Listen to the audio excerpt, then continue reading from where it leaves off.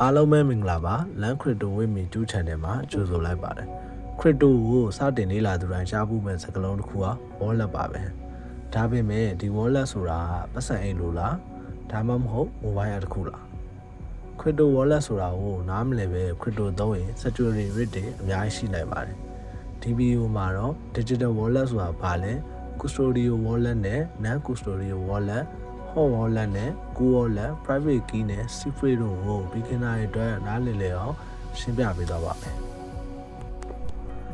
အဲ့တော့ digital wallet ဆိုတာဘာလဲ digital wallet ဆိုတာက cryptocurrency တွေကိုပေးပို့ဖို့လက်ခံမှုနဲ့ manage လုပ်ဖို့အသုံးပြုတဲ့ software သို့မဟုတ် device တစ်ခုဖြစ်ပါတယ် Bitcoin Ethereum လို့ crypto coin တွေကို wallet ထဲမှာတကယ်သိမ်းထားတာတော့မဟုတ်ပါဘူး coin တွေက blockchain network ပေါ်မှာပဲရှိနေပါတယ် wallet ရဲ့အလုပ်ကတော့ blockchain ပေါ်ကကို crypto ကိုအဆက်လုပ်နိုင်အောင် private key တွေကို manage လုပ်ပေးတာပါကျွန်တော်တို့အသုံးပြုနေတဲ့ထိတွေ့ coin တွေလို့ရတဲ့ physical wallet တွေဆိုတာဟာပတ်စံတွေဘဏ်ကတ်တွေမှတ်ပုံတင်တွေကိုသိမ်းထားတဲ့အိတ်တစ်ခုပါပဲ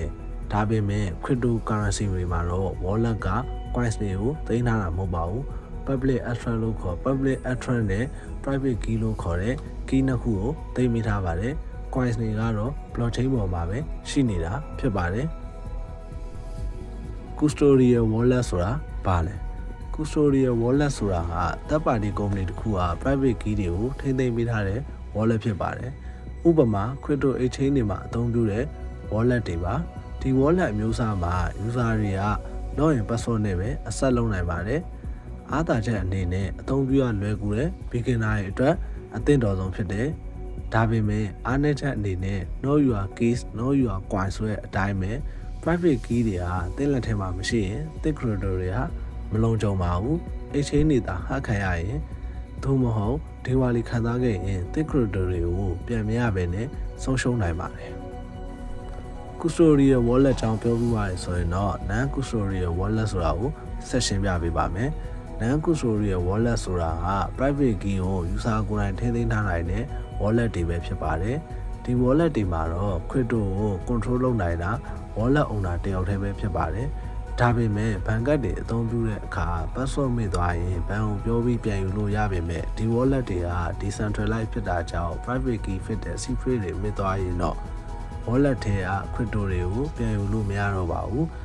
ဒါကြောင့် private key ဖြစ်တဲ့ secret တွေကိုထိန်းသိမ်းထားဖို့အသက်လို့အရေးကြီးပါတယ် non custodial wallet တွေကိုအဓိကအားဖြင့်နှစ်မျိုးခွဲနိုင်ပါတယ် hot wallet နဲ့ cold wallet ဆိုပြီးတော့ပါဒီ wallet နှစ်မျိုးလုံးက security level နဲ့အသုံးပြုပုံတွေကတော့မတူကြပါဘူး hot wallet ဆိုတာဘာလဲ hot wallet ဆိုတာက internet နဲ့ချိတ်ဆက်ထားတဲ့ wallet တွေပဲဖြစ်ပါတယ်ဥပမာ mobile wallet တွေ desktop wallet တွေ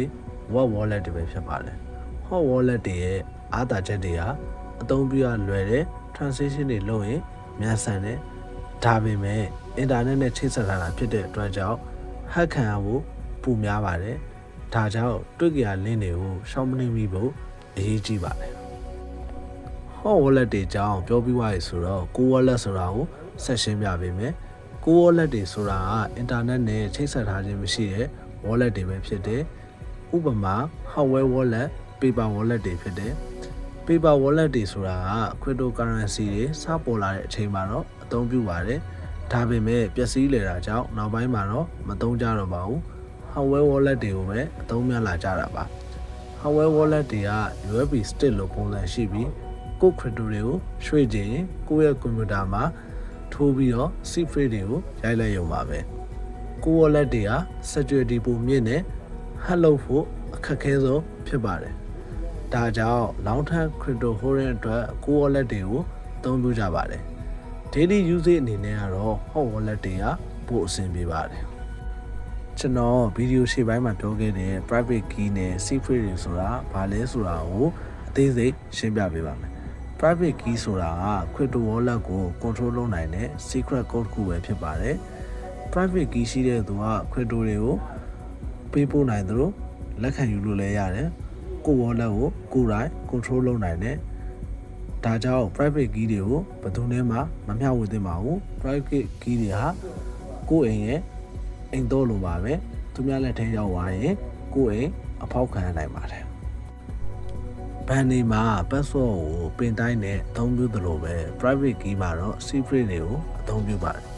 secret ဆိုတာကတော့ wallet တွေကို recovery လုပ်တဲ့အခါအသုံးပြုတဲ့12လုံးဒါမှမဟုတ်24လုံးပါတဲ့စကားလုံးတွေပဲဖြစ်ပါတယ်ဥပမာ1 apple 2 orange လိုမျိုးပါစကားလုံးလဲမှန်သလိုအစင်လိုက်လဲမှန်မှသာ wallet ကိုမရောက်နိုင်ပါပါဒီ secret တွေကိုအသုံးပြုပြီးတော့ wallet တွေကို restore ပြန်လုပ်နိုင်တယ်တစ်ပိုင်းအသစ်တွေမှာကိုယ့် wallet တွေကိုပြန်ဖွင့်ပြီးတော့ဝင်ရောက်နိုင်ပါတယ်ဒါကြောင့် secret ကို offline မှာလုံခြုံအောင်သိမ်းထားဖို့အရေးကြီးပါတယ်ဖုန်းနဲ့ screenshot မရိုက်ထားသင့်ဘူး note တွေမှာမမှတ်ထားသင့်ပါဘူးစာရွက်မှာချရေးပြီးမှတ်သားထားသင့်ပါတယ်မှတ်ထားတဲ့စာရွက်ကိုလည်းလုံခြုံစွာထိန်းသိမ်းထားရပါမယ် cryptocurrency ကိုသိမ်းဆည်းတဲ့အခါမှာ wallet security ဟာအရေးကြီးပါတယ်ဒါကြောင့် private key နဲ့ secret ကိုအမြဲလုံခြုံအောင်ထိန်းသိမ်းထားရပါမယ် crypto နဲ့ပတ်သက်တဲ့ဗဟုသုတတွေကိုဆက်လက်လေ့လာခြင်းတော့ channel ကို like and subscribe ပြုလုပ်သွားနိုင်ပါတယ်ဗီဒီယိုလေးကိုအဆုံးထိကြည့်ပေးတဲ့အတွက်ကျေးဇူးတင်ပါတယ်